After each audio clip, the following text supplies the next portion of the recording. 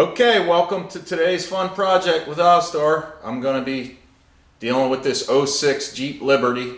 Let's take a look at what's going on under the hood. It's been puking coolant, and I think chaos may be involved. I know Mr. Sabotage has been here. So let's take a look.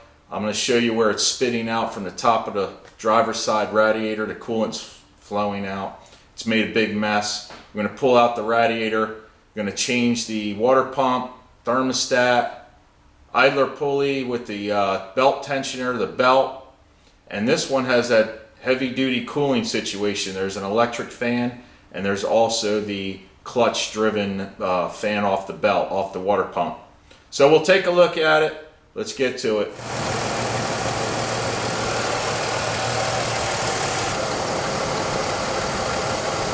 It's spitting.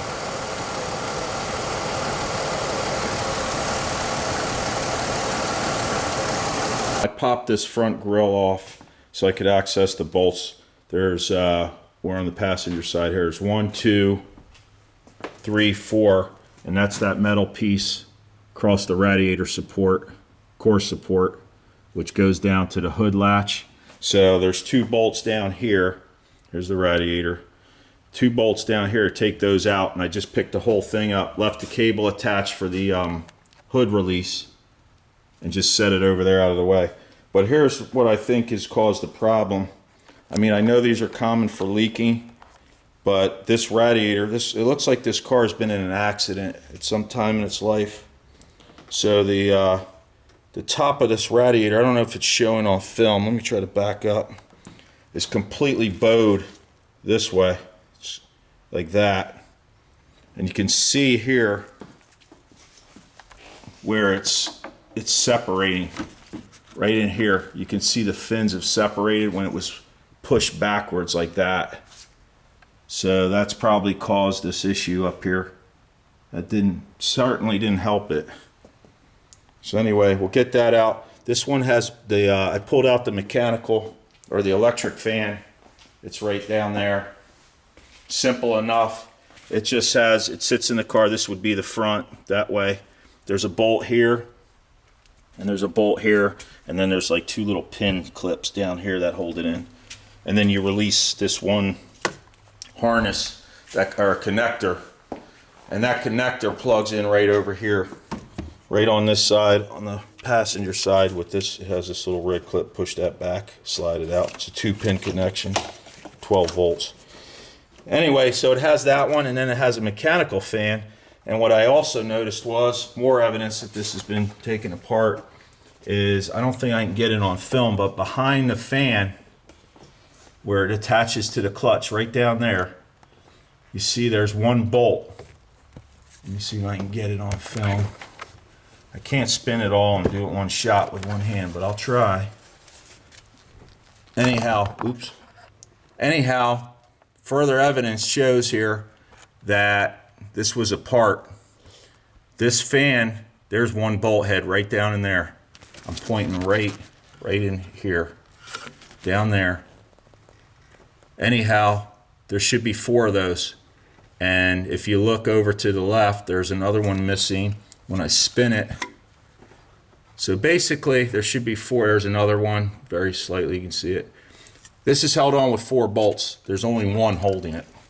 So somebody's had this thing apart and didn't put it back together right. While we're at it, I'm gonna bleed or drain the system. This is your upper radiator hose. This is the return to the coolant, the overflow, which is back there. This one here. So we'll drain the coolant from below with the petcock.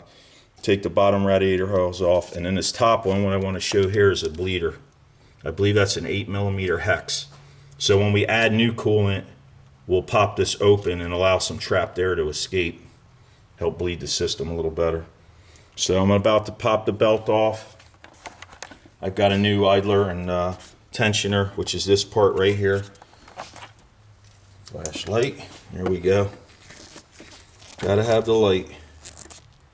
That one right there, where the belt's wrapped around, connects over down in there. You can see, I don't know if you can see on film, but the belt has a bunch of cracks in it. It's old. And in fact, up here I even saw some cuts, like right there, right here. So that belt's shot. Anyhow, and then we'll get the water pump on, which is right there with that pulley. On to the next step. Oops. Alright, I'll spin this off and I'll put the camera back on when it's gone. Alright, now with the fan, cooling fan out of the way, I can show you I took that one bolt off. You can see now how it's held on with 4 bolts. 1, 2, 3, and 4, and only one was in there. So I got that out of the way so you can see what I did here. So I zapped it with the air wrench, or not air wrench, the air chisel. So I knocked it loose with the air chisel, and now that you can see here, what I did was I just grabbed the front. I took a pair of adjustables, loosened this nut a little more, and then I just spun it off the shaft here. So there it is. So that's off, and this fan fits behind this, just like this with one hand. So that's where those 4 bolts go. Alright, so I got my 2-foot breaker bar with a 15mm 1/2-inch socket. I'm just going to put it on the end of this adjuster pulley right here, and then I'm going to pull. I'm standing at the front of the car, and I'm just going to push it this way towards the driver's side, and that pulley's coming up, and then the belt gets the slack. I just pop that right off like that. Do yourself a favor, like I do. I already drew a diagram on a piece of paper, and I sketched out the different pulleys, the alternator, power steering, etc., and where the belt is routed. So you can just slip that off, take off the pressure, and out comes the belt.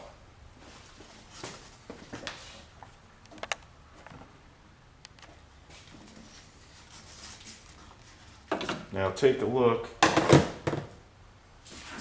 Now if you look at this belt carefully, you can see, well, I can, I don't know if you guys can, the cracks in it. There's a whole bunch of checking. So this belt's shot. It has a lot of miles on it and a lot of time. There's a good spot right there. You can see where it's cracked. As I roll it backwards, bunch of cracks. And here's the idler pulley down in here. I'm going to spin it. Hopefully you can hear it. It doesn't sound well. So that's not good. So we're going to get rid of that. The car has a little over 100,000 miles on it. There it is. It's real tight, so that's why I'm using this breaker bar.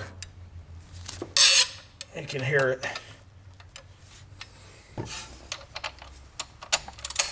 Alright, I got my ratchet. Hopefully my hand's not too much in the way. And we're just going to back this out. Keep in mind the way this tensioner is positioned on the engine block here, because you want to put the other one back, of course, the same way. So I'm just going to thread this bolt out.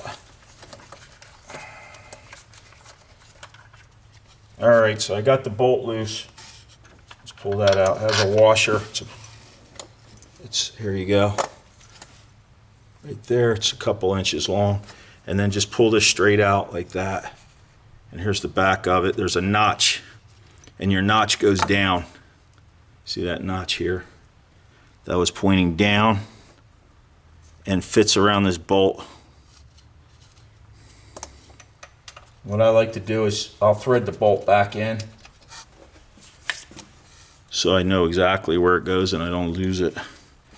Next, I'll drain the cooling system and we'll get this water pump out. There's 1, 2, 3, 4, 5, 6, 7, 8 bolts that hold that in. We'll take that out, and they're also the 13mm. I got the coolant test kit out here, the pressure tester kit. So I'm hooked into the overflow or the tank here. There's my pressure gauge. And what I'm going to do is I'm going to pump that up to about, I don't know, maybe 10 pounds, 15. We'll see how far it goes. There's the pump. And let's see if I can confirm this leak right here, right in this area. So let me pump it up. I'm going to put the camera down for a second. So I got about, I don't know, 10 pounds in here. Look at this. I don't know if you can see this, but right here, look at that thing streaming out.